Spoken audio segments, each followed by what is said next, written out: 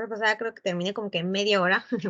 Esta vez espero terminarlo así de rápido, pero no sé si pueda, ¿no? Como tiene varios temas regulares que tenemos que aclarar antes de pasar a los fármacos en sí. Bueno, puede que nos tardemos un poquito más.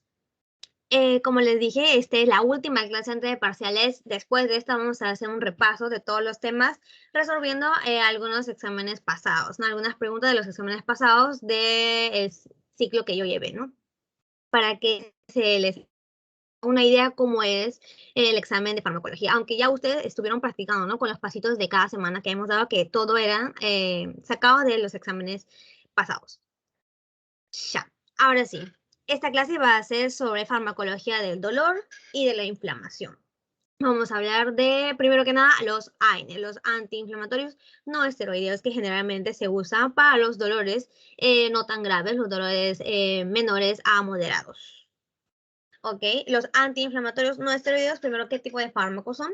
Son fármacos que inhiben o que nos disminuyen la fiebre. Es antipirético, nos disminuye el dolor. Analgésico, ¿no? Disminuye varios tipos de dolor, diferentes tipos de dolor, dependiendo de qué fármaco estuviéramos hablando. Tenemos el dolor visceral, el dolor somático y el dolor neuropático. Nos inhibe la inflamación y es por eso que le llamamos antiinflamatorios, ¿no? Y todos los signos de la inflamación que podemos ver que nos ocasiona. La inflamación, ¿no? Como enrojecimiento, la hinchazón de la zona, un poco de aumento de la temperatura también de esta zona, un poco de calentura, ¿no? Todos estos signos nos inhibe los antiinflamatorios. Aparte, también tiene un efecto de antiagregante. Son 4 A's que nos inhiben los antiinflamatorios, ¿no? Antiagregantes. Y si podemos ver todos estos estímulos, todos estos, digamos, fenómenos fisiológicos, es normal, ¿no? Es un efecto que hace nuestro cuerpo para poder darnos alerta, ¿no? Que algo está mal, para avisarnos que en este sitio ha ingresado un germen, que tenemos que responder, ¿no? Es un mecanismo de defensa, casi todos los efectos, para poder eliminar gérmenes, para alertarnos, ¿no? Por ejemplo. Y en este caso, ¿no? Para no desangrarnos, porque, o sea, ya sabemos que la agregación plaquetaria nos sirve para la coagulación y la coagulación nos sirve para curar las heridas y no seguir desangrados, ¿no? O sea, todo esto son procesos fisiológicos que si se exacerban, ¿no? Si hay demasiado, ahí ya nos empieza a causar molestias, la fiebre, por ejemplo, nos empieza a dar cansancio, malestar general, náuseas, y ya pues esto es lo que queremos evitar nosotros administrando los antiinflamatorios, ¿sí o no? Todos los procesos que acabamos de ver acá tienen que ver con ciertas moléculas que se generan en nuestro organismo por todo nuestro tejido, que le llamamos los mediadores lipídicos de corto enlace, que son los eicosanoides. Estas moléculas de 20 carbonos son los que se generan por montones, ¿no? Cuando tenemos estímulos externos que nos da fiebre, que nos da inflamación y todo eso, ¿no? Son los mediadores lipídicos los que se generan por todo el tejido. Y tenemos 3 tipos, los tromboxanos, o sea, 3 tipos en general, ¿no? Para agruparlo, los tromboxanos, las prostaglandinas y los leucotrienos. Estos se dividen en 3, pero en realidad son como 20 tipos de eicosanoides que están en todo nuestro organismo, en todo nuestro tejido. Generalmente se generan, los sintetizamos y se generan, lo liberamos estos eicosanoides para producirnos inflamación, aumento de temperatura, dolor, etcétera, en varios tipos de tejidos.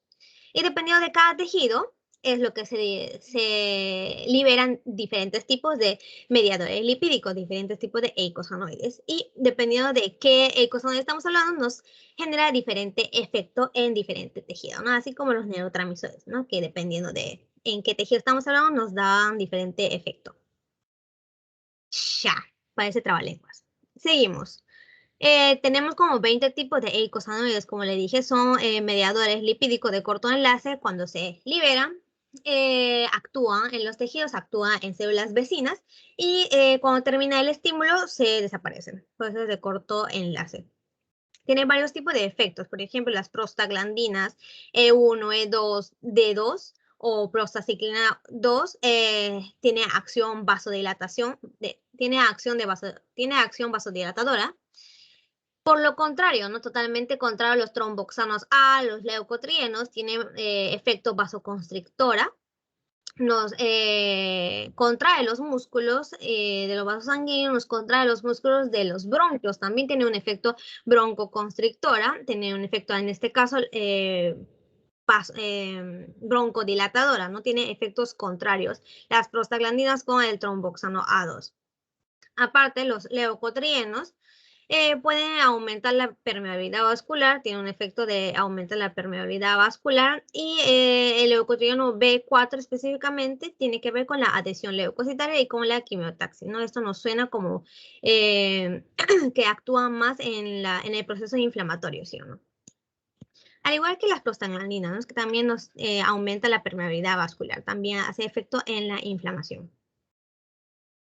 Y como les dije, estas actúan, acá tenemos un ejemplo, ¿no? De la prostaglandina E2, del tipo E2, actúa en receptores que están en la membrana plasmática.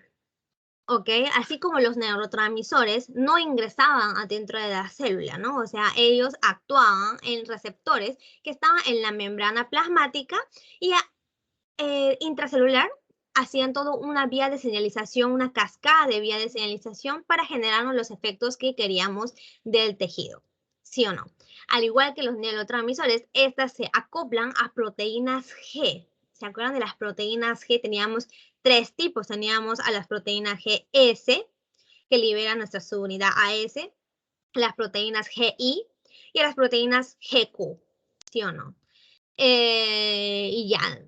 En este caso, la prostaglandina E2 se une a estos tres tipos de receptores y nos genera diferentes tipos de cascadas y nos da una reacción, ¿no? Aumenta las interleucinas intracelular, aumenta la fagocitosis, nos mata los microorganismos y en general el tejido donde se actúa esta prostaglandina, lo que ocurre es una vasodilatación, en el caso si actúa en el endotelio. Baja la presión arterial, es por eso que como hacemos vasodilatación, nos baja la presión arterial, nos genera broncodilatación, puede causar dolor cuando se aumentan las prostaglandinas E2, disminuye el ácido gástrico, tiene un efecto citoprotector también, ¿no? Si se genera estas prostaglandinas E2 en el estómago, en la mucosa gástrica, nos inhibe la generación excesiva del ácido gástrico y así nos protege la mucosa gástrica. Tiene un efecto protector, como les dije. Aparte también tiene que ver en el sistema nervioso central, si actúa estos prostaglandina E2, nos aumenta la temperatura. ¿Ok? Y un efecto contrario es lo que habíamos visto de los tromboxano A2. Nos hace vasoconstricción, broncoconstricción y activa la agregación plaquetaria. Tiene efectos contrarios con las prostaglandinas y específicamente con la prostaglandina E2 estamos hablando acá, ¿no? Ya. Vamos a ver cómo se generan estas eicosanoides, ¿no? Estas prostaglandinas, las prostaciclinas, los tromboxanos y los leucotrienos, ¿cómo se generan? Primero que nada, tiene que haber un estímulo que llegue a la membrana celular, a la membrana plasmática, ¿no? Estas dos líneas es la membrana plasmática con doble capa lipídica. El estímulo va a activar a esta enzima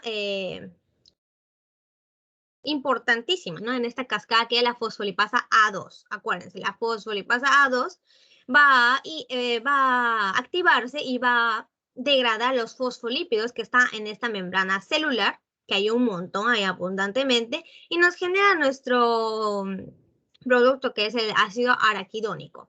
Este es importante, acá va a actuar otro tipo de enzimas, que es la enzima ciclooxigenasa, ¿no? Que es el punto de acción de nuestro querido AINES, de nuestros fármacos AINES. ¿Ok? El ácido araquidónico va a ser el sustrato para generarnos todas las prostaglandinas necesarias.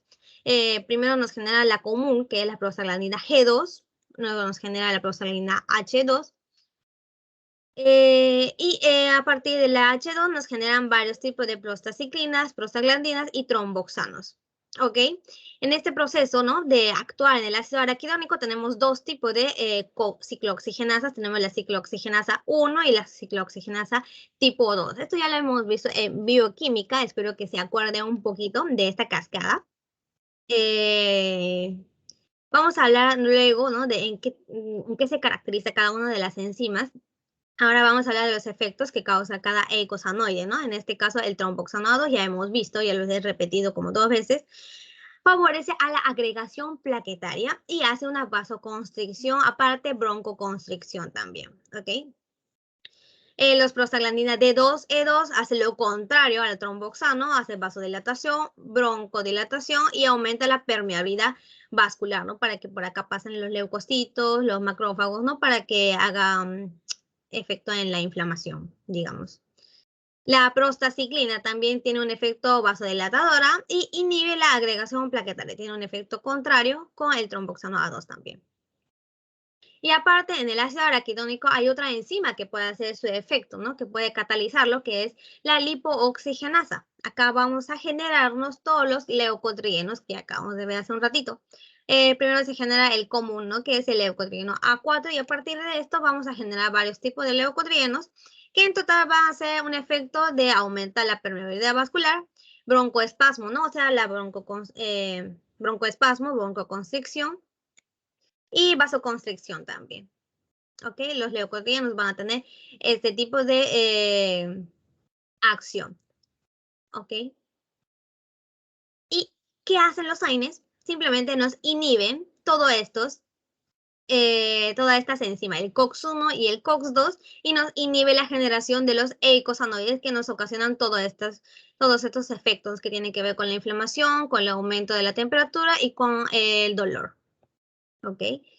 Tenemos dos tipos de COX, como hemos dicho. El COX-1 es conocido como el COX constitutiva. Tiene que ver más con la protección de las células. Se encuentra en la mucosa del estómago, se encuentra en las células renales, duodenales, en el gastrointestinales. ¿Y qué hace? Por ejemplo, nos aumenta la prostaglandina E2 y nos inhibe la producción excesiva de ácido gástrico y así nos protege la mucosa gástrica. No tiene efecto citoprotector, este es lo importante. Tiene un rol citoprotector, el COX-1. ¿Ok? Y también se encuentra, me parece que en el endotelio, ¿no? Aparte, el COX-2 es el que se conoce como el COX inducible. Se encuentra acá en las células endoteliares, en el sistema inmune, fibroblastos, condrocitos y sinoviales. Aumenta, este es lo importante, ¿no? Aumenta 20 veces más en los procesos inflamatorios y es por eso que son los inducibles y lo que más queremos inhibir con los AINES, ¿no? Para inhibir todo el proceso inflamatorio, inhibir el dolor y inhibir la inflamación. ¿Sí o no? Ya. Hasta acá se entendió todo. Espero que sí. Si hay manos levantadas, espero que esté Alessandra por ahí para que me diga, porque acá no veo nada. Estoy compartiendo toda la pantalla y no veo quién está levantando la mano. Si no, pueden, como siempre les digo, pueden levantar la mano o no. Pueden activar su micrófono y hacer preguntas, ¿no? Para que no se queden con dudas en plena clase. Seguimos. Ahora vamos a explicar sobre el mecanismo de la fiebre un poco, ¿no? Y ver en dónde actúan los antipiréticos, ¿no? Los que inhiben la fiebre. Vamos a ver. Primero que nada viene la inflamación o vienen los microbios exógenos, los agentes exógenos, o sea, tipo los microbios. Estos van a ser fagocitados por el sistema inmune, por la célula del sistema inmune, y nos generan proteínas de los microbios. Estos van a ser estímulos pirógenos, que es lo que nos genera la fiebre. En este caso, como viene de afuera, le llamamos pirógenos extrínsecos. Estas van a ser fagocitados por los macrófagos, por monocitos y por células de Kupffer, ¿no? Por el sistema inmune. Y nos va a generar citocinas, que tiene que ver con aumentar la fiebre, con el mecanismo de la fiebre más característico en la interleucina 1 beta, la interleucina 6, y aparte otras también, ¿no? Que se liberan. Estas van a viajar por el torrente sanguíneo y va a hacer efecto en el órgano vascular de la lámina terminal, que se encuentra en el sistema nervioso central, más específicamente en este puntito verde, que no se ve muy bien, ¿no? Acá. Se encuentra acá al lado del tercer ventrículo, cerca del hipotálamo, para que haga efecto justamente en el hipotálamo, liberando prostaglandina E2. Habíamos dicho que la prostaglandina E2 tenía que ver con el aumento de la fiebre, en este caso aumentando la prostaglandina E2 en el hipotálamo, lo que ocurre es una reprogramación de la temperatura. Vamos a obtener un nuevo set point de la temperatura, porque generalmente el hipotálamo lo tiene la temperatura de 37 grados, lo tiene mantenida en 37 grados. Pero cuando tenemos estímulos pirógenos extrínsecos o intrínsecos, en este caso las citocinas son los que le llamamos pirógenos intrínsecos, cuando tenemos esto, lo que ocurre es una elevación, una reprogramación del termostato hipotalámico y lo que era de 37 grados lo aumentamos, por ejemplo, a 40 grados, ¿no? Para poder justamente eliminar a estos gérmenes que vinieron desde afuera. ¿Ok? Y bueno, vamos a tener una nueva temperatura normal según el hipotálamo. Vamos a tener de 40 grados, pero la periferia todavía va a estar en 37 grados. Por eso es que vamos a sentir escalofríos. El hipotálamo va a llevar señales mediante los nervios somáticos motores para que empiece la para que empiece la contracción y la relajación rápida de los músculos, así tiriteamos y generamos calor. Va a ocurrir una vasoconstricción de la piel, cerca de la piel, para que inhiba la liberación del calor de nuestro cuerpo y así aumenta la temperatura, ¿no?, de la periferia a 40 grados, y a eso es lo que lo llamamos la fiebre. Así se genera la fiebre. Y obviamente, como habíamos dicho, acá tenemos los eicosanoides que hicieron efecto, ¿no?, en este mecanismo de la fiebre. Lo que queremos es inhibir a la producción de estas prostaglandinas, de estos eicosanoides. ¿Y cómo hacemos esto? Inhibiendo la COX-1 o la COX-2. En este caso, del mecanismo de la fiebre, más tiene que ver la COX-2, ¿ok? La COX-2. Vamos a anotarlo por acá. Para inhibir la producción de la prostaglandina E2, vamos a tener que inhibir la COX-2. Inhibición de la COX-2 en el mecanismo de la fiebre, ¿ok? Y así actúan los antipiréticos, ¿no? Los AINES. Ahora sí vamos a empezar a hablar específicamente de los fármacos AINES. Tenemos acá varios tipos de clasificación. En este caso vamos a hablar de la clasificación según la bioquímica, según la estructura química que tiene cada uno de los AINES. Vamos a dividirlo en dos, los ácidos y los no ácidos, ¿ok? Los ácidos y los no ácidos, y acá tenemos los no AINES. O sea, ¿por qué le llamamos no AINES? Porque ya hemos dicho que el AINES viene del nombre antiinflamatorio no esteroideo.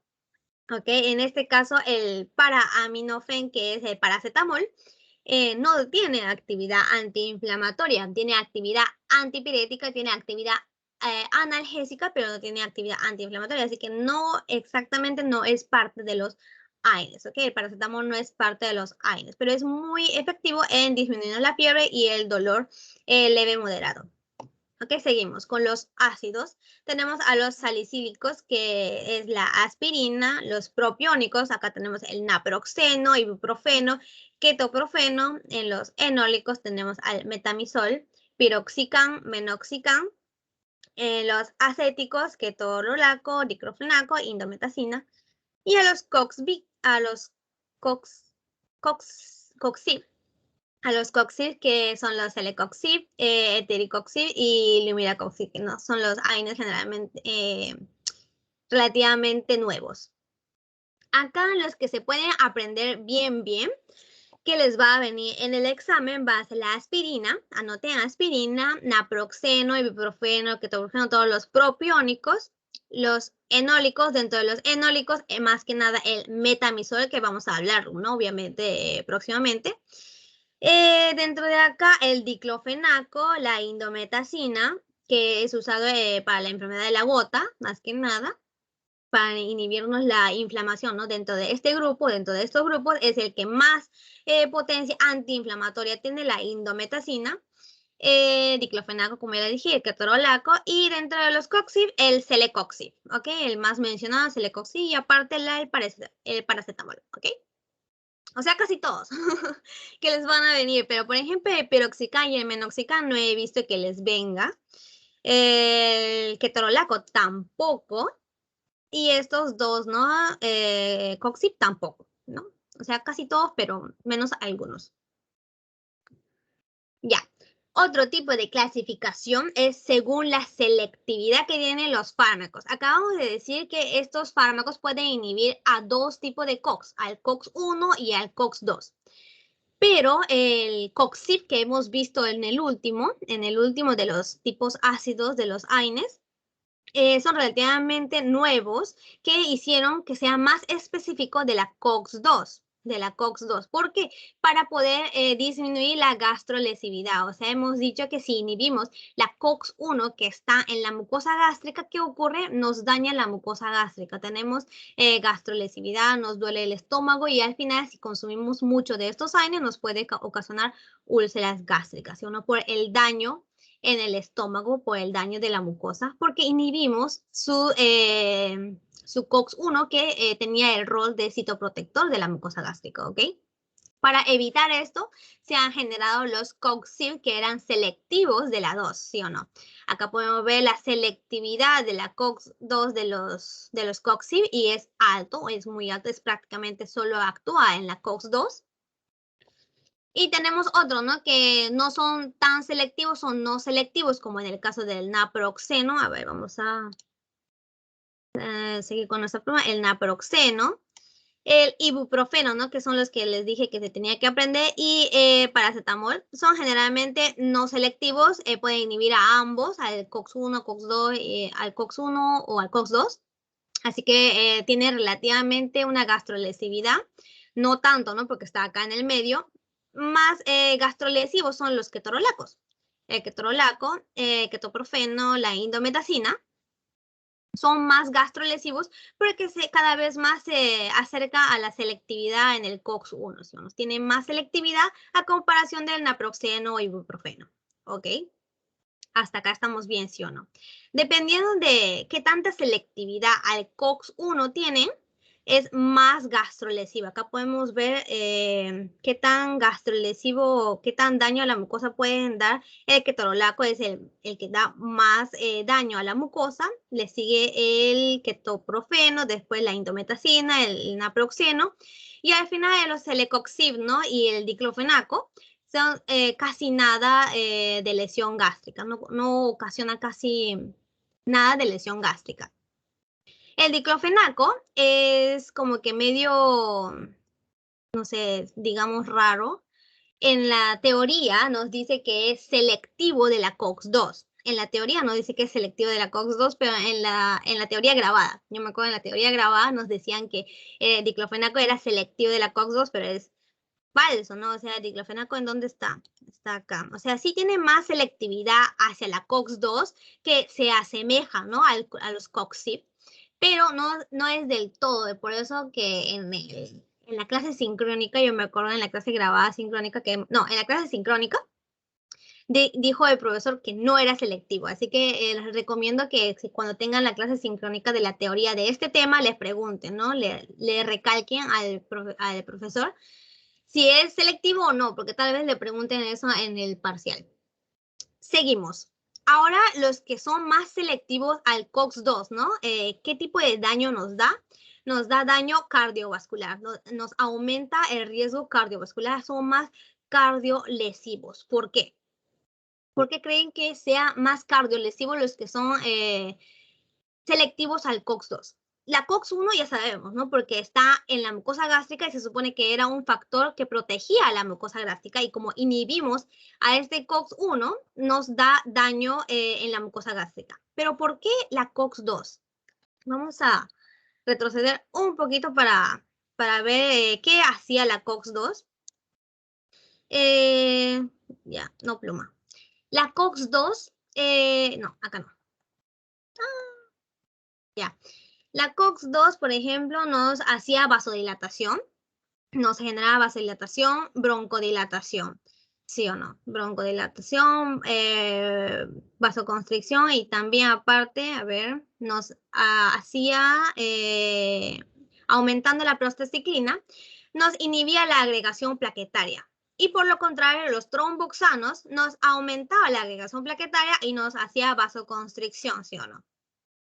Esto estaba en equilibrio, como tiene ambos efectos nuestro organismo, esto generalmente se mantenía en equilibrio y no estaba en aumento ninguno de los dos. En cambio, cuando inhibimos la COX-2 y nos inhibe la prostaciclina, cuando inhibimos este lado, solo nos quedará el aumento de los tromboxanos y el efecto vasoconstrictor y la agregación plaquetaria de nuestro organismo. Así ocurre un desbalance de esto. ¿Y qué ocurre? Aumenta este efecto, ¿no? De la agregación plaquetaria y la vasoconstricción. Y en los pacientes, ¿no? Que tienen enfermedad cardiovascular, lo que queremos es un mayor flujo de nuestros vasos sanguíneos, pero si ocurre, ¿no? Si aumenta el tromboxano, nos ocasiona una agregación plaquetaria y nos puede ocasionar trombos y es como que negativo, ¿no? Para todo el sistema cardiovascular. Y es por eso que los que son selectivos de la COX-2, los que nos inhibe a la COX-2, más selectivamente como el diclofenaco, como los celecoxib, son más cardiolesivos a comparación del naproxeno y ibuprofeno, ¿no? Que no eran tan selectivos, ¿no? O sea, estos son más fármacos no selectivos que inhiben a ambos, ¿no? Al COX-1 y al COX-2. ¿Ok? Este punto es como que bien importante, los efectos negativos que tiene el AINES, ¿no? Que puede dañar el corazón, puede dañar el estómago, dependiendo de qué AINES estamos hablando, es muy importante. Espero que hayan comprendido, que me hayan entendido. ¿Preguntas, chicos?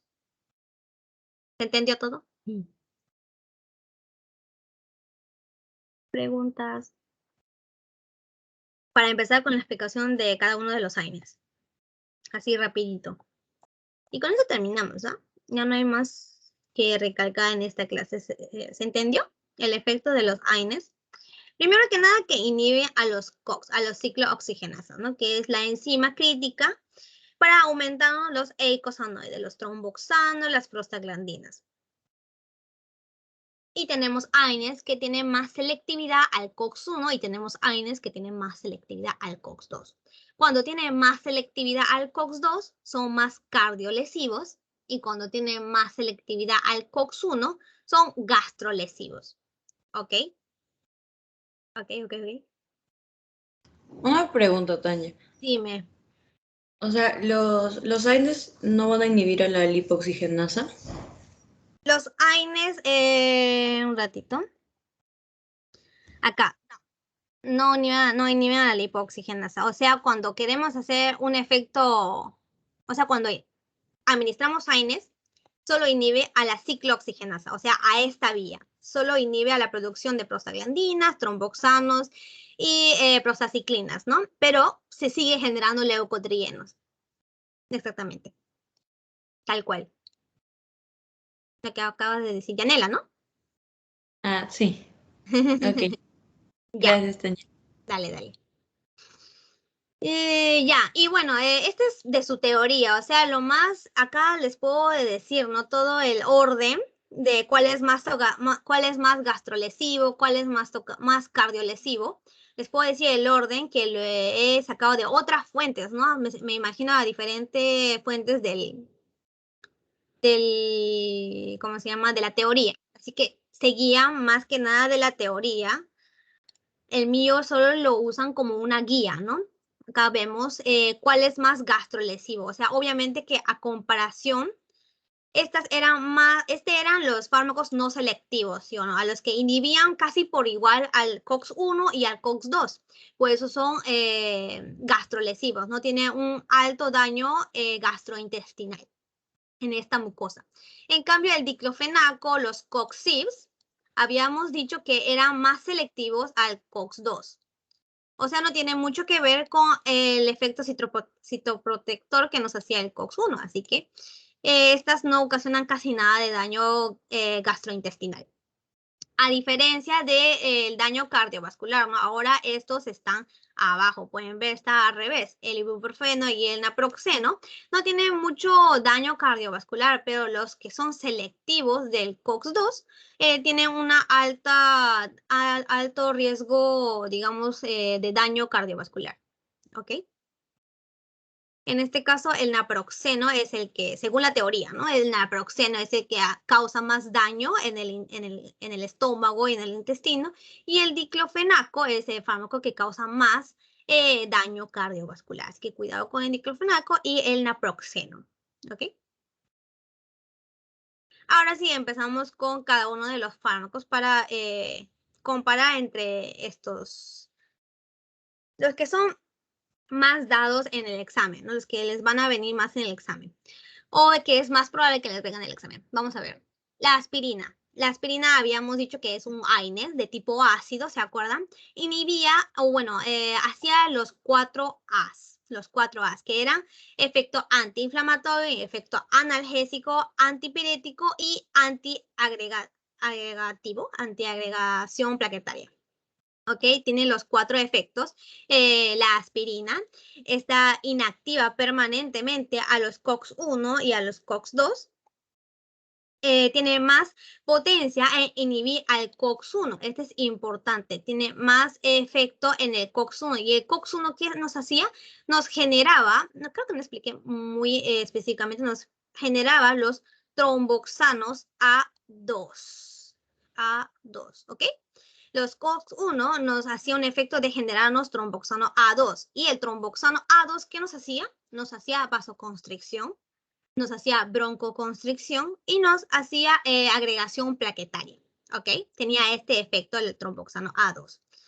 Y como tiene más efecto en el COX-1 que en el COX-2, como 50 veces más potente, en pocas dosis, en bajas dosis, nos hace este efecto antiagregativo, antiagregación plaquetaria, ¿ok? Inhibiendo al COX-1. Nos inhibe más al COX-1. Tiene más selectividad al COX-1 que al COX-2. ¿Okay? Por eso tiene una alta toxicidad gastrointestinal, ¿no? Porque también nos inhibe al COX-1 que está en nuestro estómago. Puede ocasionar el síndrome de Reye, que es un síndrome que les da a los niños, ¿no? Que, por ejemplo, le da al niño, ¿no? Que tiene dolor por un esguince así. Y le ocasiona una encefalopatía hepática, ¿no? A los niños. La pregunta esta, ¿no? Que si se puede usar en el embarazo, tiene sus pros y contras. Generalmente a las embarazadas, ¿no? Del último trimestre no se les da, no se les da, simplemente. Y a las embarazadas, ya antes de las 12 hasta las 28 semanas, le podemos dar como un profiláctico en los pacientes que tienen riesgo de sufrir preeclampsia, ¿no? En los pacientes que pueden sufrir hipertensión en el embarazo. O sea, en los pacientes con riesgo cardiovascular, ¿sí o no? ¿Por qué? Porque inhibe a la COX-1 y así nos vasodilata, ¿no? O sea, nos inhibe el efecto vasoconstrictor que nos genera el COX-1. ¿Ok? ¿Se entendió hasta ahí? La aspirina les damos a los pacientes que pueden tener vasoconstricción o que tienen, por ejemplo, tendencia a generar trombos. A estos pacientes les damos aspirina. Pero no a los últimos trimestres, ¿no? No a los pacientes con último trimestre. Al diclofenaco. El diclofenaco habíamos dicho que tenía más selectividad COX-2. No se olviden de su selectividad de cada fármaco. Vamos a ver, tiene un efecto analgésico, antipirético y antiinflamatorio. Este solo tienen 3, no tiene efecto antiagregante. Sirve para un dolor moderado, agudo. Se puede reconocer que tiene un potente efecto antiinflamatorio. Como les dije, tiene selectividad a los COX-2, se asemeja a la selectividad máxima que tienen los celecoxib, ¿no? Que se han creado los nuevos fármacos que solo actúan en el COX-2. Tiene una alta, por eso tiene una alta selectividad al COX-2. Le damos, está para la indicación de la artritis reumatoide. Le podemos dar a los pacientes con osteoartritis, dismenorrea primaria, tendinitis, espondilitis, migraña aguda. En forma tópica le podemos dar para torcedura de medón o esguince, ¿no? Acá podemos ver para reumático, para dolores musculares, sirve como antiinflamatorio, analgésico y también antipirético, el diclofenaco. ¿Ok? Vamos a ver cómo tiene un efecto casi selectivo del COX-2. No, su efecto secundario de daño gastrointestinal es poco, solo el 20% de los pacientes que consumen, por tanto es poco, pero tiene una alta cardiolesividad, ¿no? Una alta daño cardiovascular. Y no se les da, no es recomendable en dar a niños, a gestantes ni a pacientes lactando y tampoco a asmáticos. ¿Por qué? ¿Se acuerdan?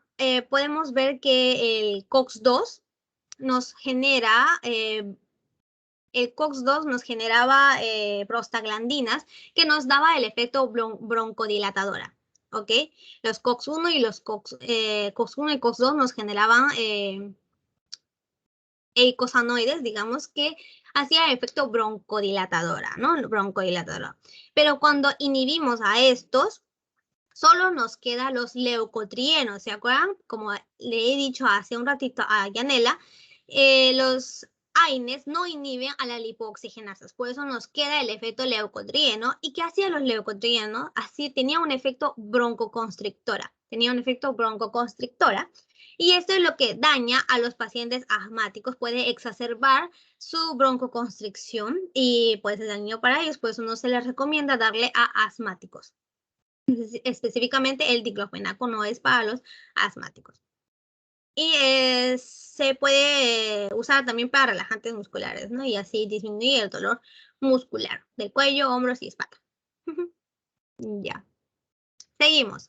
Con el ibuprofeno, acá también no hay mucho que decir, el ibuprofeno, naproxeno, ¿se acuerdan? Eran AINES no selectivos, acuérdense, no selectivos.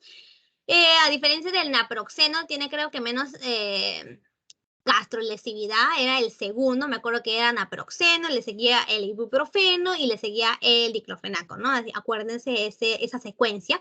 No es el primero, sino a comparación, si en sus opciones, ¿no? En el examen les dice cuál es el AINES que tiene más gastrolesividad o que causa más daño gastrointestinal.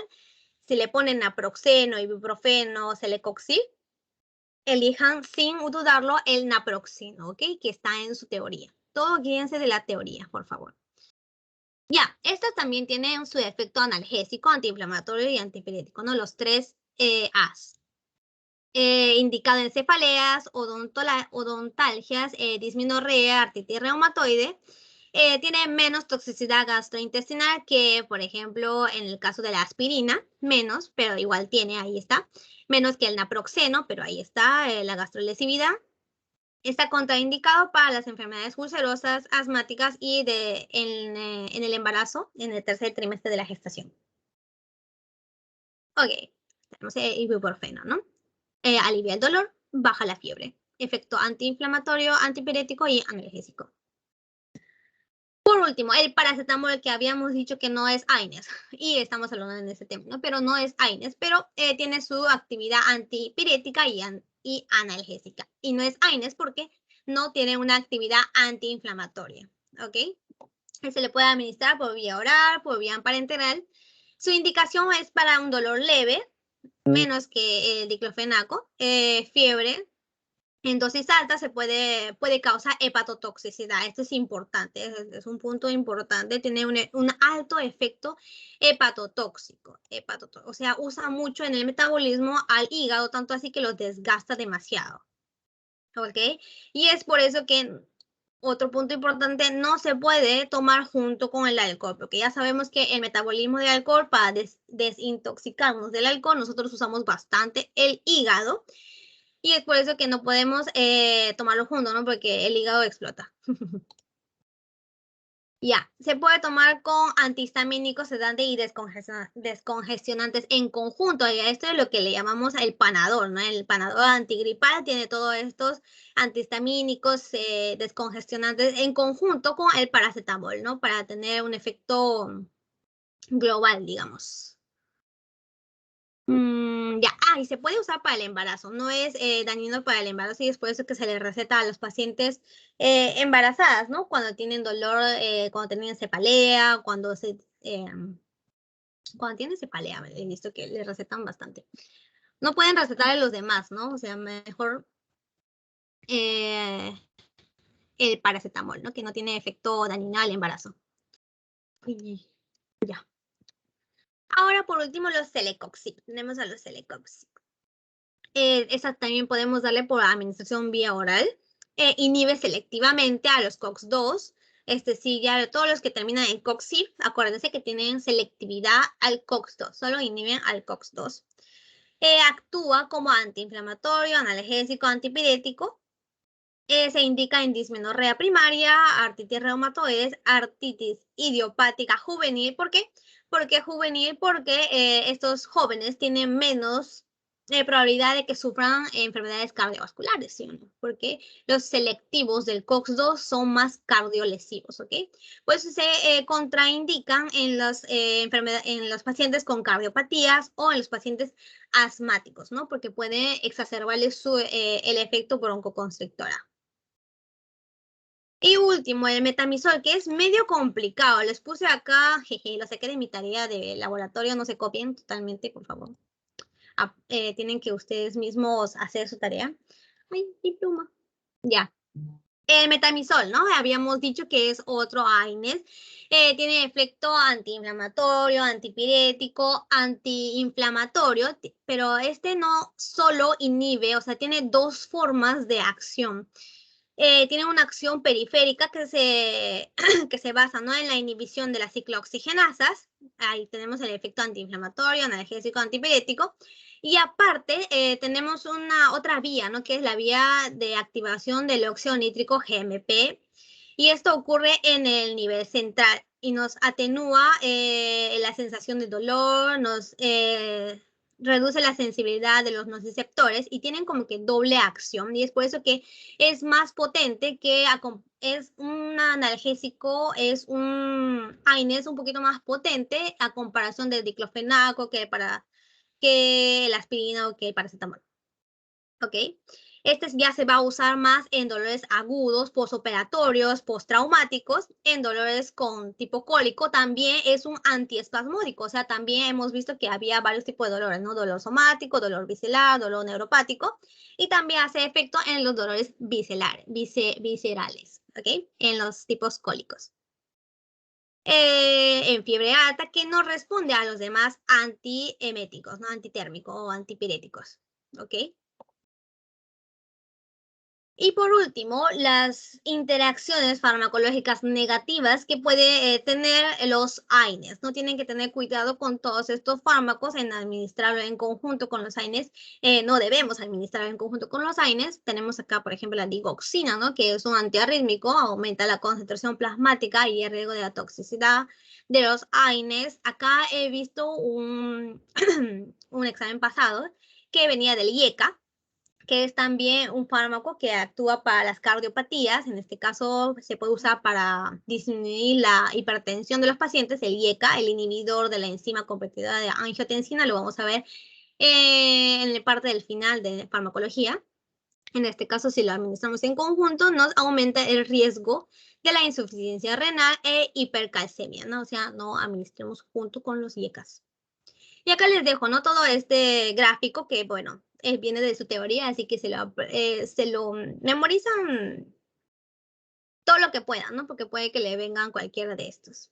¿Ok, chicos? Ah, ya.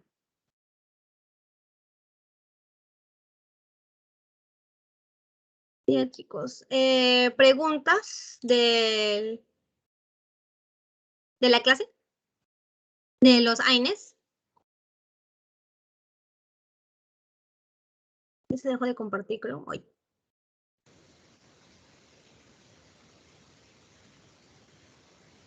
¿Descansan 5 minutos? ¿Quieren un descanso? ¿Preguntas, chicos? ¿O yo les pregunto? ¿Qué tal? Una consulta. Dime, ¿Jin? Sí, hola Tanya. Hola, sí. ¿Qué tal? ¿Cuándo? O sea, sí, a grosso modo tengo entendido que son antipiréticos el paracetamol, el ibuprofeno. Ujú. ¿Y cuándo usar el paracetamol y no el ibuprofeno o viceversa? Ya, por ejemplo, el paracetamol, como habíamos visto, el paracetamol ya es un dolor en escala, digamos en dolor, en escala, en las escalas de dolor. Digamos que el paracetamol se usa para un dolor leve, a comparación del ibuprofeno o el diclofenaco. Pero generalmente no se hace diferencia en estos dos. Nomás podemos diferenciarlo en la administración de los fármacos si el paciente tiene cardiopatía o si el paciente tiene, por ejemplo, úlcera gástrica, no le podemos administrar los que actúan en el COX-1. O en los pacientes que tienen cardiopatía no le podemos administrar los que son más selectivos al COX-2 y así lo diferenciamos, ¿no?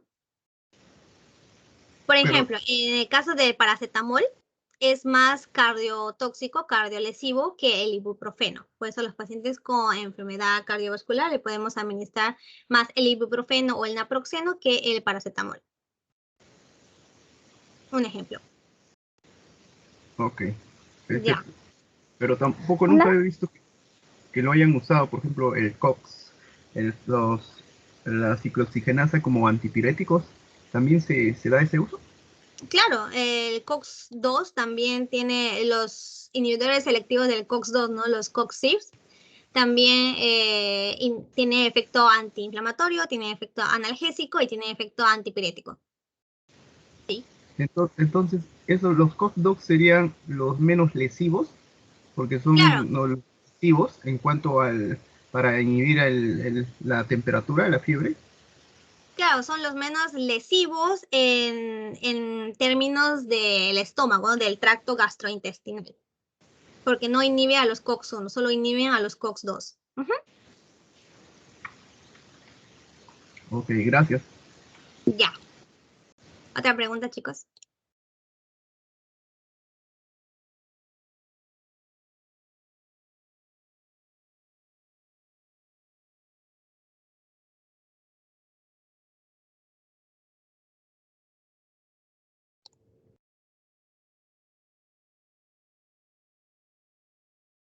¿No más preguntas? Para que ya Alessandra vaya empezando con su tema que son los opioides y los antiinflamatorios esteroideos, ¿no? Lo contrario de los antiinflamatorios no esteroideos. Ya, te paso, Alessandra. Ya chicos, entonces espero que haya quedado todo claro. Los AINES es un tema muy bonito. Ya. Entonces, como ya hablamos de los antiinflamatorios no esteroideos, ahora vamos a hablar de los antiinflamatorios esteroideos. Entonces, ¿qué quiere decir esto? ¿Qué son antiinflamatorios esteroideos? ¿Cuál es la diferencia? Ya, aquí básicamente vamos a hablar de la hormona cortisol, ¿sí? Ustedes saben que el cortisol se sintetiza como las hormonas esteroideas, por eso, de ahí su nombre, ¿no? Antiinflamatorios esteroideos. Y este cortisol proviene de nuestra glándula suprarrenal, pero en farmacología este cortisol se va a denominar hidrocortisona, ¿ok? Entonces, a ver si les... Ya.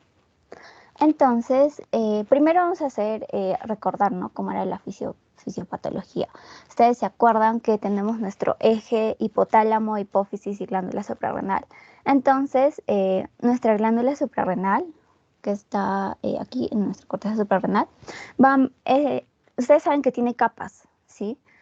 Tiene 3 capas, la capa glomerular, la capa fascicular y la capa reticular. Y cada una se encarga de liberar o sintetizar diferentes hormonas, ¿no? Por ejemplo, la capa glomerular es el que sintetiza mineralocorticoides, la capa fascicular es la que sintetiza glucocorticoides y la capa reticular, que es la última, es la que va a sintetizar las hormonas sexuales, ¿verdad? Entonces, ¿cómo funciona todo esto? Primero, se va a liberar la hormona liberadora de corticotropina y esta va a hacer que se libere en la hipófisis, se libere el ACTH, ¿ok? Entonces, al liberarse ACTH va a hacer que nuestra corteza suprarrenal produzca estas hormonas, todas estas hormonas que ya les mencioné, en especial el cortisol que vamos a tomar ahorita como base. Y este mismo cortisol también va a ser como que va a inhibir, ¿no? a la hormona liberadora de corticotropina, o sea, él mismo se va a regular. Y también al ACTH, esta hormona. Entonces, que ustedes saben que el cortisol es una hormona del estrés, o sea, más conocido como la hormona del estrés. ¿Por qué? Porque estos cuadros de estrés van a ser los que van a estimular el cortisol. Puede ser el estrés, puede ser la vigilia, puede ser la hipoglucemia. Por eso cuando nosotros, el cerebro necesita energía, necesita glucosa, entonces nuestro riñoncito es el que se va a encargar de que no haya, o se va a liberar cuando haya hipoglucemia. ¿Para qué? Para controlar esa energía, ¿no? También puede ser por la hormona vasopresina, entonces este es un estimulante del cortisol que va a regular, ustedes ya saben, regula el H2O, puede ser serotonina, puede ser agonistas alfa o antagonistas beta. Ok, entonces, ¿de qué tratan estos antiinflamatorios esteroideos? Primero vamos a ver su mecanismo de acción. Sabemos que en la cascada de la inflamación van a haber mediadores químicos que potencian o desencadenan un proceso inflamatorio. Entonces, ¿nosotros qué podemos hacer para inhibir o para que esta inflamación disminuya, ¿no? Primero, podemos bloquear la fosfolipasa A2 y evitar que se dirija, ¿no? a la COX-1 y a la COX-2 que ya profundizaron con los antiinflamatorios no esteroideos. Así, si evitamos la COX-1 y la COX-2, también van a evitar que se liberen prostaglandinas, ¿no? Y empeoren o agraven este proceso inflamatorio. Otra acción que podemos hacer con los antiinflamatorios no esteroideos puede ser bloquear las citocinas que hacen que esta inflamación se propague, ¿no? Ustedes saben que las citocinas son el medio de comunicación para la inflamación. Entonces, si bloqueamos eso, podemos disminuir una vía. Y ahora, también sabemos que tenemos células que van a producir o van a propagar esta inflamación. Entonces, ¿qué podemos hacer? Bloquear estas células directamente, ¿no? Ya sea por ejemplo, evitando que maduren o estas células que defienden nuestro cuerpo, evitando que se formen estas células. Entonces, tenemos varias células inflamatorias, tenemos los eosinófilos, las citoquinas, macrófagos, células dendríticas, un montón de células, ustedes saben por inmunología, todas estas células que intervienen, ¿no? en la inflamación. Entonces, ya, todo esto ya lo entendimos. Mecanismo de acción, cómo se produce el cortisol y todo. Pero ¿para qué usamos estos corticoides esteroideos? ¿Por qué se llaman así? ¿Por qué son... ¿cuál es la diferencia? Ya, bueno, estos son fármacos antiinflamatorios e inmunodepresores. Ustedes saben que bloquean estas células, ¿no? Por ellos que también son inmunodepresores. Entonces lo vamos a usar básicamente para un reemplazo hormonal para cuando hay falta, ¿no? de estas hormonas. Puede ser también usado como antiinflamatorio y puede ser usado como inmunosupresor. Y ahora, estas indicaciones básicamente van a depender de la dosis. Por ejemplo, si hay hormonas deficientes en la glándula suprarrenal, como por ejemplo en la enfermedad de Addison, ya podemos utilizar estos corticosteroides para reemplazar estas hormonas. Ahora, si aumentamos la dosis, ya lo podemos usar como antiinflamatorio. Y si aumentamos un poco más la dosis, ya puede ser como un fármaco inmunosupresor. Y ahora, lo vamos a utilizar tanto para cuadros agudos como para cuadros crónicos. Esto según la dosis, ¿no? Por ejemplo, cuadros agudos puede ser descompensación por asma, EPOC, anafilaxia, shock, edema cerebral o hay uno usamos para la maduración del pulmón cuando va a haber una amenaza de parto prematuro. Esto ya ahorita les voy a explicar mejor. Ahora, y para uso crónico ya puede ser, por ejemplo, para enfermedades reumáticas, para enfermedades respiratorias que no hayan, ¿cómo decirles? Que ya no, a los fármacos de menor rango, ya no responden estos pacientes, entonces ya empezamos con estos corticosteroides. Estos corticosteroides no son de primera línea. Tenemos que ver primero si nosotros podemos o reaccionan bien contra los antiinflamatorios, otros de menor rango. Ahora, también puede ser utilizado para enfermedades alérgicas, para enfermedades neoplásicas. Y acá les traje un montón de usos, ¿no? Todas las indicaciones, tanto intestinales como la colitis ulcerosa, hematológicas como las anemias, hemolíticas, leucemias, linfomas.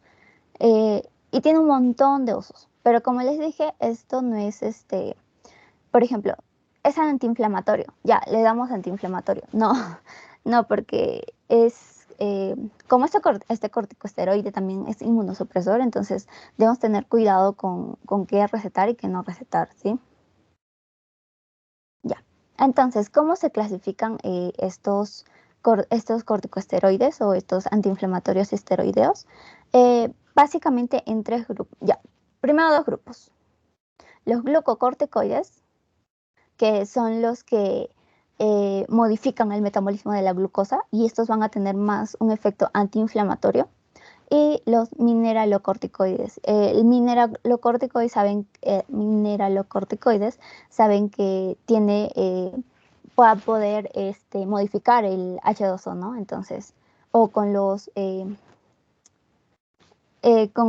electrolitos, todo eso tiene que ver más con los mineralocorticoides. Entonces, dentro de los de acción corta, vamos a tener a la cortisona, prednisona y prednisolona. Dentro de la acción intermedia vamos a tener a la triamcinolona, fruprednisolona.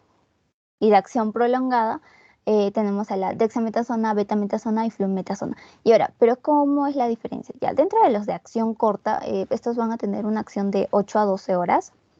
Y acá también podemos...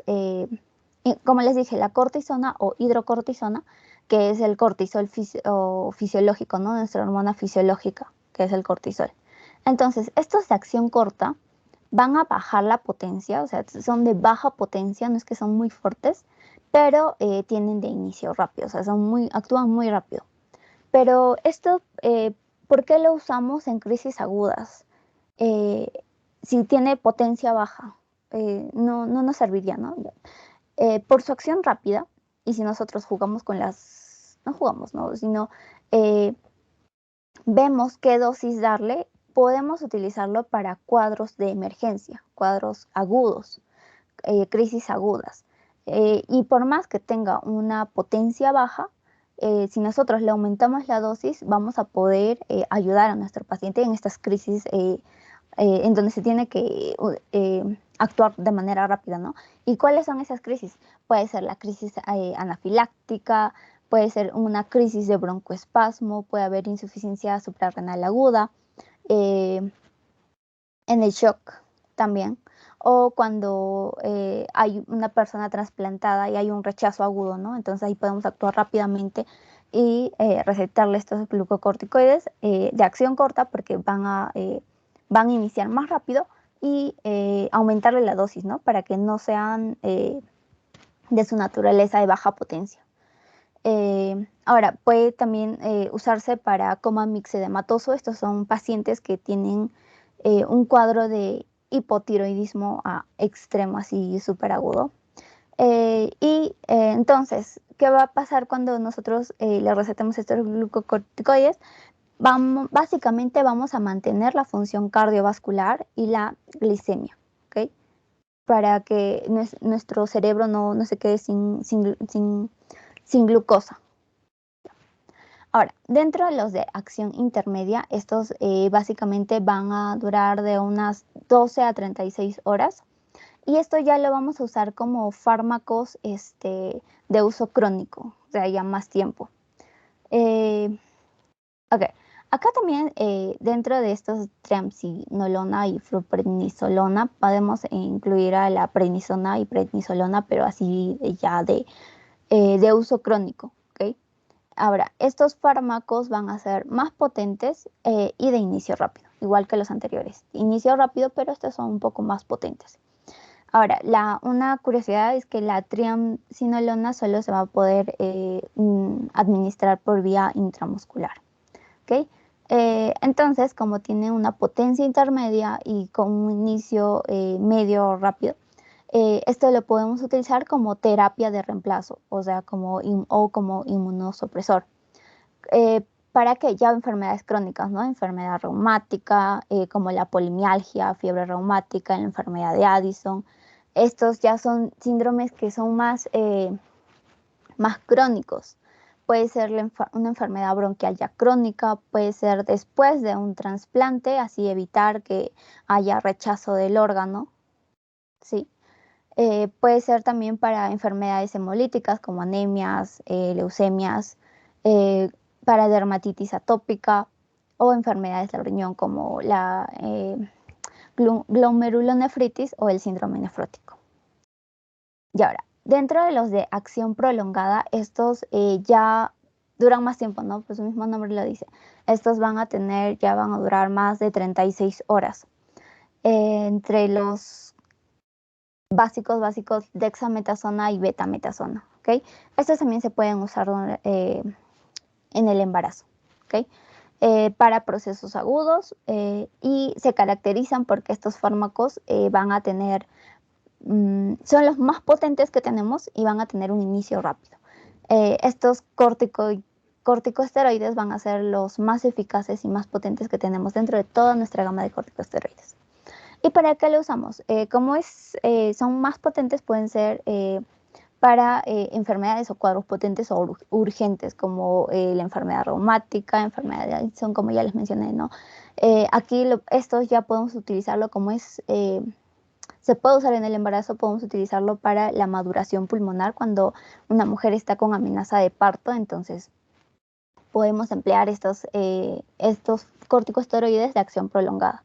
También puede ser para la dermatitis o estas dermatitis, pero que no responden a otros tratamientos. Puede ser también los usamos para meningitis o otitis, tiroiditis y un montón de enfermedades también. Ahora, dentro de los mineralocorticoides, ya les dije que estos van a modificar la función de los líquidos y electrolitos del organismo. Entonces, estos van a tener una acción intermedia, por así decirlo, y dentro de los fármacos representativos tenemos a la fludrocortisona y dexocicorticosterona. Ya. Ahora, estas corticosteroides van a tener un montón de efectos adversos y contraindicaciones y también interacciones con otros fármacos. Entonces, los efectos adversos ya les dije que van a ser dosis dependientes. Nosotros podemos utilizarlo apropiadamente para cuadros agudos, pero también podemos causar, si no tenemos control de la dosis y del tiempo de administración, podemos causar varios efectos adversos. Entonces, ya pues nos pueden causar hipertensión, úlceras pépticas, puede haber insuficiencia adrenal aguda, debilidad muscular, aumento de la presión ocular. Podemos generar a mayor dosis un síndrome de Cushing o puede haber un síndrome de abstinencia o rebote, ¿okay? de estos corticosteroides. ¿Para quiénes están contraindicados? En la gestación, en la lactancia, ya les dije a excepción de cuáles. Para las infecciones, por ejemplo, porque son inmunosupresores. Si tú tienes una infección y le das corticosteroides y es como que bloqueas estas células que nos sirven para la defensa del sistema inmune, ¿no? Entonces, ¿qué pasa? Esa infección no se va a curar. No puedes, es como que el efecto contrario, ¿no? Y ahora, no se les puede dar a individuos hipertensos, ya porque puedes agravarle el cuadro de hipertensión, a los pacientes diabéticos, a pacientes que tienen osteoporosis, úlcera péptica o pacientes pediátricos. Y ahora, tampoco para soluciones de continuado heridas, ¿no? Ya les mencioné, heridas. ¿Por qué? Porque no va a haber, es por su acción inmunosupresora, básicamente. Y ahora, dentro de sus interacciones, puede tener interacciones con los AINES, pero ¿qué va a causar a los AINES? Les va a potenciar el efecto gastrolesivo. Entonces puede causarles una puede causarles una hemorragia gastrointestinal. Ahora, también va a tener interacciones con los YECA o ARA2, esto lo vamos a ver en el tema de cardio. ¿Por qué? Porque los corticosteroides van a inhibir a estos fármacos, por su interacción. Ahora, también actúa con los antihipertensivos, o sea que va a disminuir su efecto de estos antihipertensivos. ¿Por qué? Por la acción mineralocorticoide de los corticoides, ¿no? Su forma, porque retienen agua, los glucocorticoides también retienen agua y sodio, entonces estos van a ser prohipertensivos. También dentro de las contraindicaciones está no dar a individuos hipertensos. ¿Okay? Ahora, puede interactuar con los antidiabéticos. ¿Por qué? Porque van a aumentar la glucemia y van a competir con estos antidiabéticos. No queremos eso. Acá no es heparona, es heparina y anticoagulantes. Puede haber esta interacción.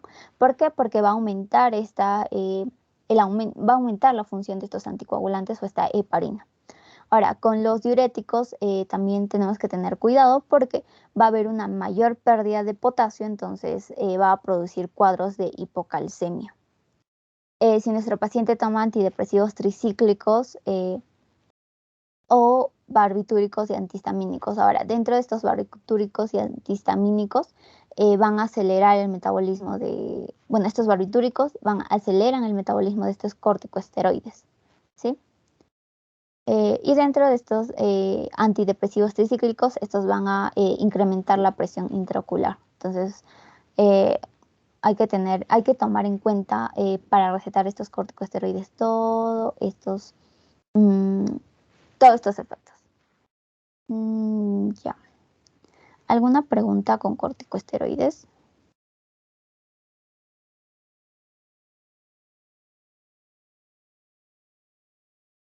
Ninguna. Y entonces, para repasar el mecanismo de acción, ¿sí? Ya les dije que bloquea la fosfolipasa 2, a las células que actúan en la inflamación, a las citoquinas también.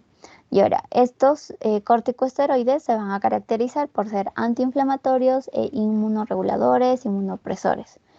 Inhiben a estas citoquinas inflamatorias, ¿no? Como acá está la IL-1, el BCAM, ICAM, todos ellos. Va a disminuir, dentro de las células va a disminuir a los eosinófilos, va a aumentar a los neutrófilos, va a inhibir la desgranulación de los mastocitos, puede haber producción de inhibe la producción de citoquinas, va a inhibir la liberación de histamina, todo lo que actúa para agravar la inflamación, ¿no? ¿Qué más? Hay que tener cuidado, por ejemplo, si nuestro paciente presenta insuficiencia hepática, podemos recetarle el prednisona. Porque no se le receta prednisona porque la prednisona para su acción, para realizar toda su farmacocinética y farmacocinética va a tener que metabolizarse en el hígado, ¿okay? Necesariamente en el hígado. Eso con los antiinflamatorios corticosteroideos. Ya. ¿Alguna pregunta, chicos? Creo que ya quedó claro. Alessandra, entonces, ¿cuáles eran los que son recomendados para el embarazo? Los de acción prolongada. Estos. Dexametasona o betametasona. Estos son los. Ajá. ¿Por qué? Porque podemos utilizarlo para la maduración pulmonar, ¿no? Cuando hay amenaza de parto. Entonces, para ellas, dexametasona, betametasona. Y ya. Ahora, opioides. ¿Alguien sabe qué son los opioides? Ya les dejé una imagen ahí por si se acuerdan.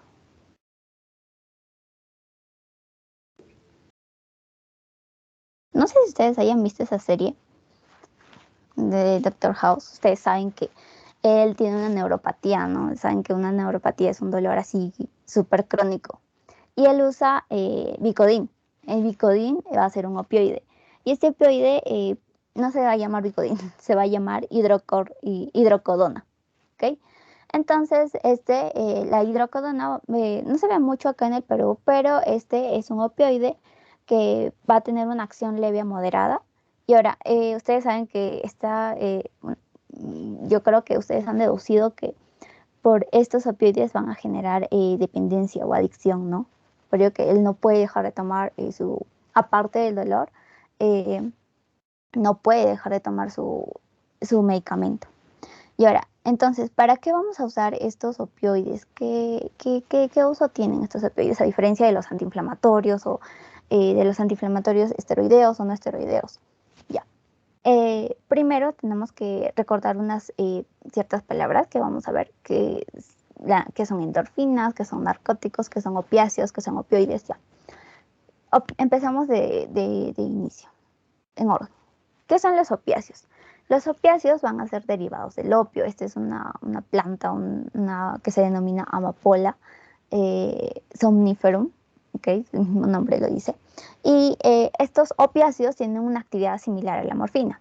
Ya, de ahí vienen los opioides. Estos son fármacos sintéticos o semisintéticos que están relacionados a la morfina y van a tener una actividad tipo morfina. ¿Okay?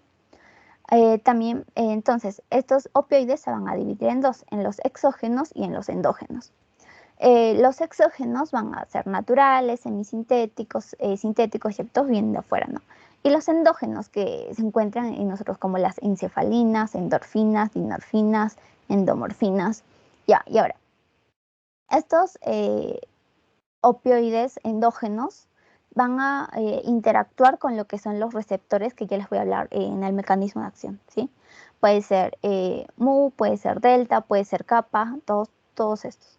Y ahora, y los narcóticos va a ser una sustancia de abuso, ¿no? Una sustancia que produzca estupor. Ya. Entonces, ¿cómo es el mecanismo de acción de estos opioides? Básicamente, ustedes saben que va a haber una zona dolorosa, ¿okay? Va a haber una zona dolorosa. Nuestro cerebro lo va a reconocer debido a sus fibras, debido a sus vías de transmisión, debido a sus nociceptores.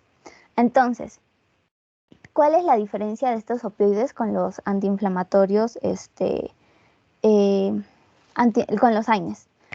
Estos opioides van a ser analgésicos centrales. ¿Qué quiere decir centrales? Que van a tener más acción a nivel del sistema nervioso central. ¿Por qué? Porque cuando el dolor o esta información de dolor llega hacia el cerebro y va a ser reconocido por el cerebro, nuestro cerebro va a liberar neurotransmisores, ¿no? Y estos neurotransmisores las va a enviar hacia la neurona postsináptica y es por ello que va a producir el dolor. Entonces, nuestros opioides van a inhibir varios niveles de sensación del dolor, tanto periférico, pero ellos se especializan en inhibir el dolor a nivel central, o sea, a nivel de las neuronas, a nivel del sistema nervioso central. Entonces, estos receptores en los cuales se van a unir los opioides, básicamente se van a encontrar tanto en la neurona presináptica como en la neurona postsináptica. ¿Okay? Estos opioides van a bloquear estos receptores que se encuentran tanto en la neurona presináptica y postsináptica. ¿Okay? Ahí es su acción principal. Ahora, y estos receptores se van a denominar los receptores MOR. Ahora, esta percepción del dolor que se encuentra en el cerebro y médula se va a regular por estos opioides, que se van a unir a proteínas G inhibitorias. ¿Okay? Eso es importante. Proteínas G inhibitorias, que se acuerdan de farmacodinámica, ¿qué hacen? ¿Qué pasa con las proteínas G inhibitorias? Y ahora, estas proteínas G inhibitorias van a tener nombre, van a tener receptores mu, receptores kappa y receptores delta. ¿Ok? Los opioides van a preferir unirse a esta proteína G inhibitoria, pero no solo ello, también van a en poco porcentaje se van a unir a las proteínas GO. Ahora, ¿qué pasa en esta proteína G? Ustedes saben que en la proteína G, mira, aquí están los opioides que inhiben tanto los receptores que se encuentran en las neuronas presinápticas y postsinápticas. Entonces, ¿qué pasa cuando el opioide se une a la proteína G, ¿no? Al receptor? Y este receptor es una proteína G. Ustedes saben que la proteína G va a activar la adenilciclasa, y esta adenilciclasa activa el AMP cíclico y la proteína quinasa, que va a abrir canales de calcio, y cuando hay una apertura de los canales de calcio va a haber una mejor transmisión del dolor. Va a haber una movilización de vesículas, va a haber transcripción de genes y todo ello para mejorar la transmisión de dolor. Entonces, todo eso pasa fisiológicamente normal cuando tú tienes dolor, un dolor crónico. Pero al inhibirlo con los opioides, toda esta cascada va a ser inhibida. No va a pasar toda esta cascada. Entonces el paciente no va a tener dolor, supuestamente no debe tener dolor. ¿Por qué? Porque hay un bloqueo de respuesta nerviosa, hay un bloqueo a nivel central. ¿Okay? Ahora, y en una pequeña porción, ya les dije, aparte de la proteína G inhibitoria, también va a ser la proteína GS. Este va a activar la proteína quinasa A, y es por ello que algunos pacientes van a presentar euforia cuando consuman estos opioides. ¿Okay? Ahora, nosotros fisiológicamente también tenemos nuestro sistema de analgesia. Y los opioides, ¿qué hacen los opioides a este nivel? Ellos van a potenciar este nivel de analgesia. ¿Okay? Y dentro de los receptores que vamos a usar para como ya les mencioné, ¿no? Los receptores va a ser el mu, va a ser el kappa y va a ser el delta. El mu se va a dividir en dos, en mu1, mu2, el kappa en kappa 1, kappa 2 y el delta también en 1, 2 y 3. Y ahora, estos van a tener, ¿cómo decirles? Cada receptor va a tener, por ejemplo, cada activación del receptor va a dar como que una respuesta. Por ejemplo, tanto el receptor mu como el receptor mu1, el receptor mu2 y el receptor kappa si los activamos, ellos van a generarnos analgesia.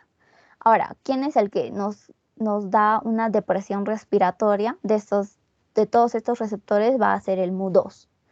¿Okay? ¿Qué receptores van a generar euforia? Van a ser los mu2 también. Y quienes generan disforia van a ser los receptores kappa. Van a haber también receptores que disminuyen la motilidad gastrointestinal. ¿Quiénes van a ser ellos? Los mu2. O también generen dependencia física, y ellos también van a ser los mu2. ¿Ok? Y entonces, ya, eso con los receptores. Y ahora, vamos a ver una clasificación de receptores. Va a haber tanto clasificación, que lo vamos a clasificar en 3. A ver, un momentito. No, ya.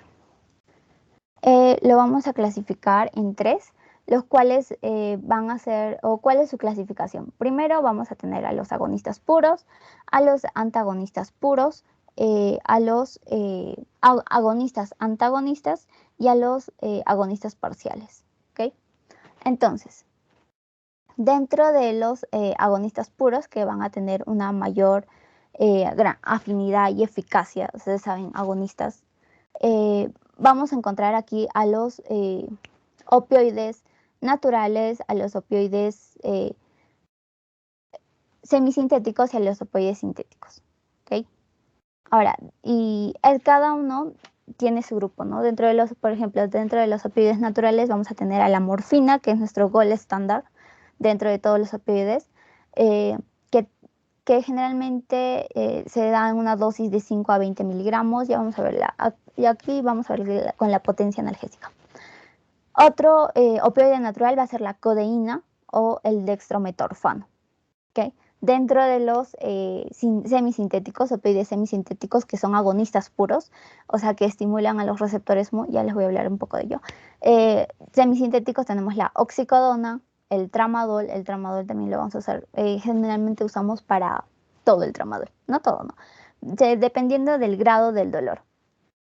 Ahora, y los sintéticos que tenemos acá, la metadona, el fentanilo, la meperidina, el propoxifeno y la loperamida. ¿Okay?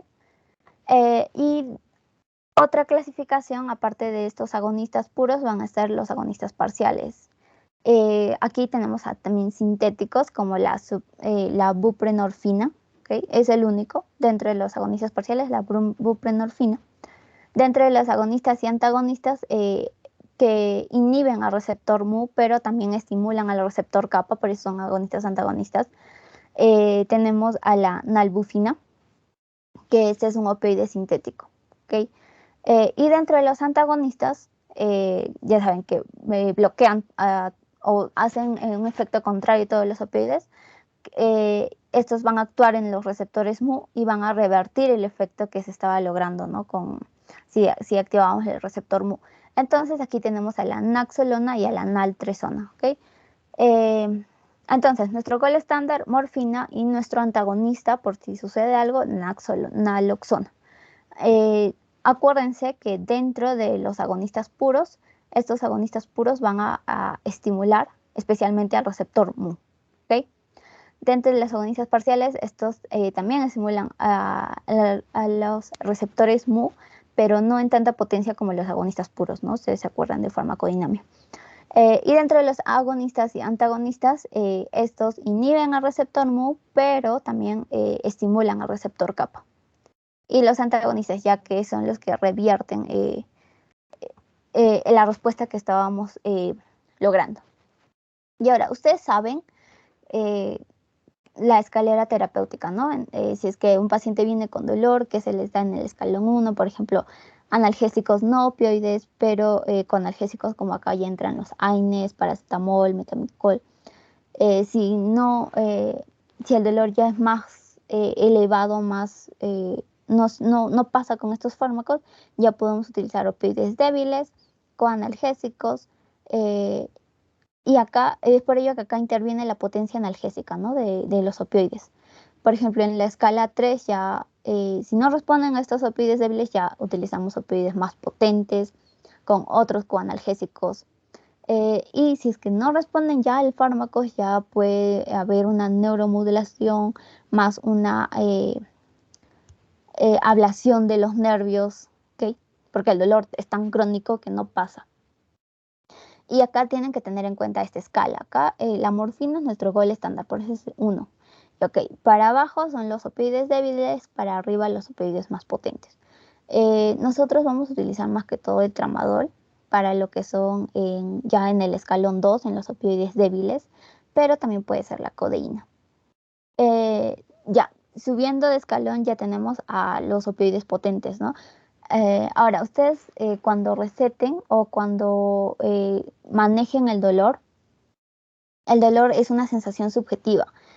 Va a haber una causa que genere ese dolor. Entonces, no es solo buscar analgesia. Ah, ya te duele, ya toma esto, ya no te va a dejar. No, ese dolor es por algo. Entonces, hay que buscar la etiología. ¿Qué es lo que está causando ese dolor? Para recién solucionar todo ese problema.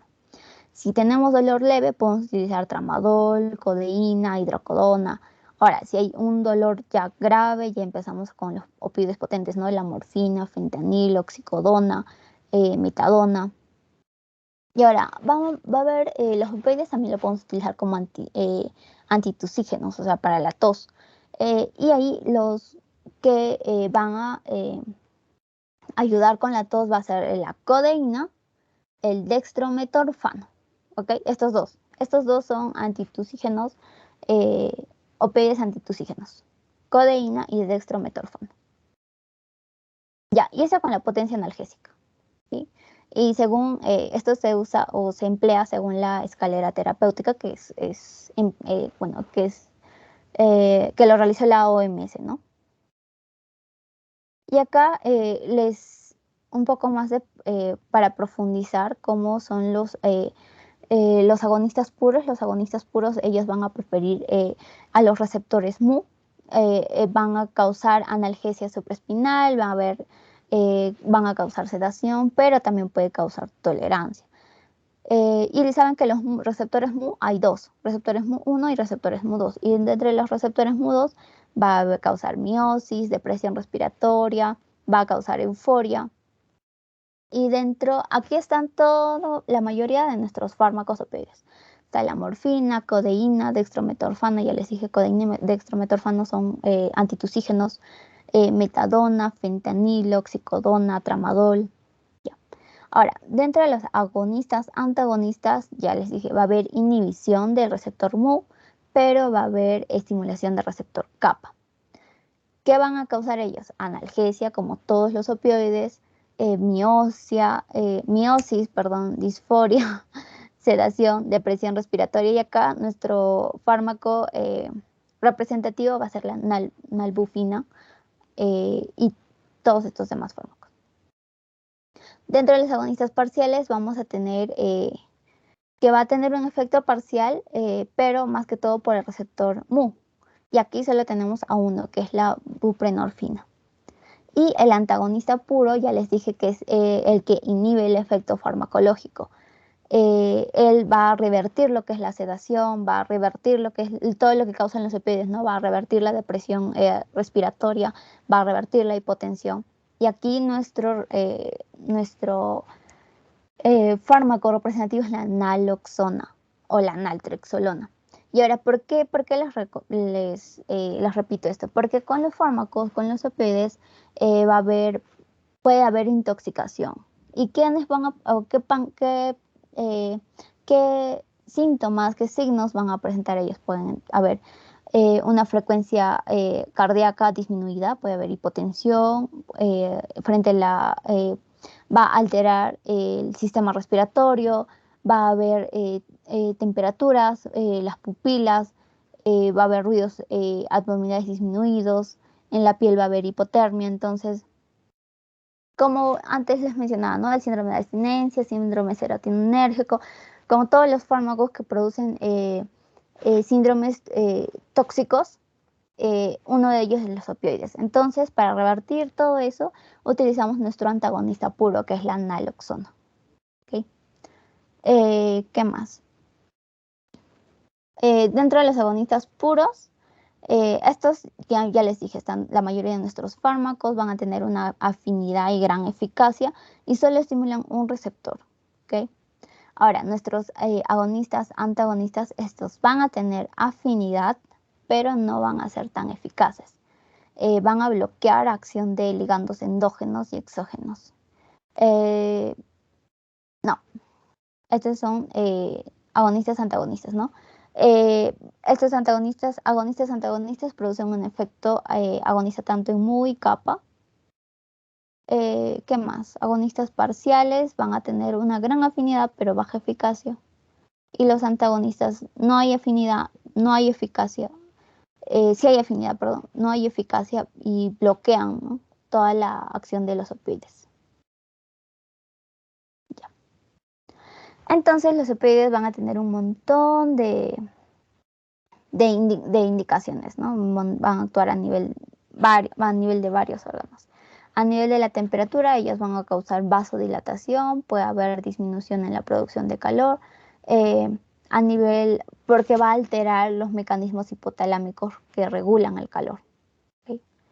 Ahora, a nivel endocrino va a haber una supresión de la liberación de corticotropina y de la hormona liberadora de gonadotropina. Va a disminuir un montón de hormonas como la LH, FSH, el cortisol.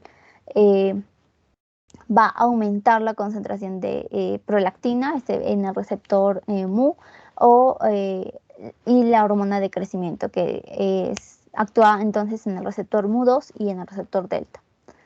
Puede tener un efecto antidiurético, puede causar miosis, no midriasis, miosis, porque va a tener una acción sobre el núcleo de Edinger-Westphal. Y va a incrementar también la acomodación visual, va a disminuir la presión intraocular, si es que puede causar convulsiones porque va a excitar a las células piramidales del hipocampo y entonces va a inhibir la liberación del GABA, que es un inhibidor. Entonces, la naloxona, si es que ocurre eso, la naloxona es el que va a antagonizar estas convulsiones, ¿no? Que se han producido por estos opioides. Puede ser, bueno, los opioides van a causar depresión respiratoria. Este es el efecto adverso más significativo que vamos a ver al recetar opioides, porque va a disminuir la frecuencia respiratoria, va a disminuir la ventilación minuto. ¿Cómo? Disminuyendo la sensibilidad del centro respiratorio, va a deprimir los centros reguladores de este ritmo respiratorio. Entonces, nuestros pacientes que van a recibir opioides los estamos transformando en un EPOC farmacológico, ¿ok? ¿Por qué? Porque les vamos a causar depresión respiratoria. Y aquí también entran los antitusígenos, ¿no? Los que actúan en receptores muy kappa, como ya les dije, la codeína y el dextromethorphan. No, la codeína,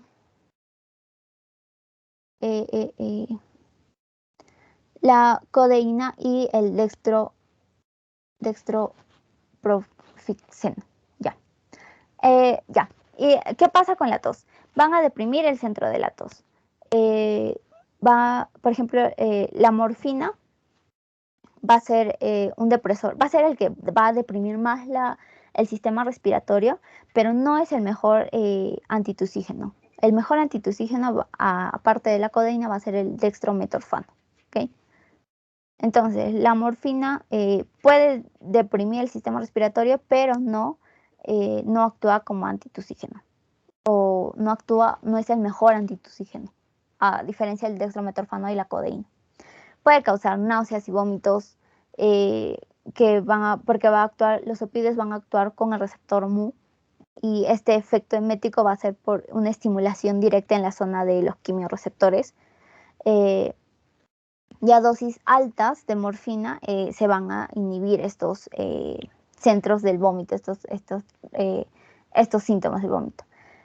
A nivel cardiovascular nos va a causar bradicardia, puede haber hipotensión postural porque va a haber una vasodilatación periférica, va a reducir la precarga, va a reducir el consumo de oxígeno y el trabajo miocárdico, y va a producir una vasodilatación, pero a nivel cerebral. En el tracto gastrointestinal va a aumentar el riesgo de regurgitación y broncoaspiración. ¿Por qué? Porque va a disminuir el cardias, o sea, la función del cardias. Va a haber una disminución de la motilidad gastrointestinal, y va a haber espasmos tanto en los esfínteres, como sea el píloro, el ileocecal, el esfínter anal. Va a haber una disminución de la secreción de ácidos por el ácido clorhídrico, de la bilis, tanto intestinal como pancreático. Retrasa la digestión de alimentos, va a haber mayor absorción de agua, va a haber estreñimiento. En el tracto genitourinario va a aumentar el tono y amplitud de contracciones ureterales, va a haber retención urinaria y va a disminuir el reflejo de la micción. En el útero va a prolongar el trabajo de fármaco. En la piel puede haber urticaria, prurito, vasodilatación cutánea. Ya. Eso con sus efectos adversos, todo lo que causa los opioides. Aparte de ello, también va a causar ciertos síndromes, como el síndrome de tolerancia. ¿Por qué? Porque los opioides van a necesitar más dosis. ¿Y para qué? Para mantener el efecto, ¿okay? Entonces los pacientes pueden presentar tolerancia. Va a haber dependencia psíquica. ¿Por qué? Porque va a haber necesidad de consumir este opioide para obtener estos efectos. Como que es un dolor crónico y tú consumes opioides y te calma, ¿no? Ya, pero estos opioides necesitan más dosis y tú vas a tener la necesidad de consumir más opioides también, porque ese dolor es tan crónico que te va a molestar, ¿no? Como todo dolor. Va a haber dependencia física. Este va a ser un estado adaptativo entre el opioide y su receptor, ¿ok? Y aquí se va a caracterizar por la presencia de abstinencia, si es que se le retira. Va a haber dependencia física. Va a haber adicción, ya este es un trastorno neurobiológico, ya que su uso aberrante, uso inconsciente de este opioide ya genera adicción, ¿no? Y va a haber el síndrome de abstinencia. Ya les mencioné, este es un síndrome transitorio que va a ser consecutivo a la ingestión o asimilación de estos opioides, y va a haber alteraciones a nivel de la conciencia, de la cognición, del estado afectivo, del comportamiento. ¿Ok? Ya. ¿Qué más? En este cuadro no, ya. Este cuadro les traje de la selectividad de los fármacos, o sea, según los receptores que tú quieras, o los fármacos van a actuar o van a tener predominancia por ciertos receptores. Por ejemplo, la morfina va a tener mayor afinidad por el receptor mu, que a diferencia del receptor kappa y delta, ¿no? O la codeína, que está la codeína, que va a tener mayor afinidad con el receptor mu, a diferencia de los otros dos receptores. ¿Qué más? Esto es para que se entiendan mejor el tema, ¿no? Como cada fármaco va a tener una mejor afinidad contra los receptores para bloquear tanto para producir sus efectos adversos, tanto para tomar en cuenta las indicaciones y elegir el mejor fármaco para el paciente, ¿no? Y según también la potencia terapéutica. Y ahora, estos opioides van a generar efectos adversos. Ya les dije, el más representativo va a ser el de deprimir el sistema respiratorio. Y a un efecto crónico, como ya les mencioné, va a haber tolerancia y dependencia. Y ahora, estos fármacos van a tener interacciones con otros fármacos, con los inhibidores de la monoaminoxidasa, que aumentan el riesgo del síndrome serotoninérgico. Va a haber un menor efecto con inductores del CYP3A4, como la rifampicina, el ketoconazol, fluconazol. ¿Por qué? Porque ustedes se acuerdan que en la terapia farmacológica no solo es un fármaco, sino puede ser un opioide débil y otro analgésico. ¿Okay? Va a tener un mayor efecto con las benzodiazepinas, con los antidiarreicos, con los antihipertensivos, antimuscarínicos y con los agonistas, con antagonistas o agonistas parciales pueden estos terminar antagonizándose, ¿no? Esto es una característica de los agonistas parciales. Y bien, eso es todo, chicos. ¿Alguna pregunta? Si no, pasamos al pasito.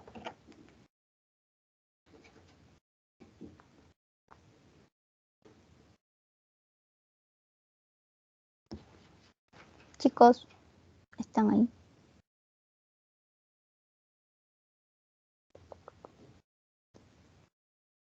Ya, vamos a pasar al pasito. Entonces, Tania, ¿estás ahí?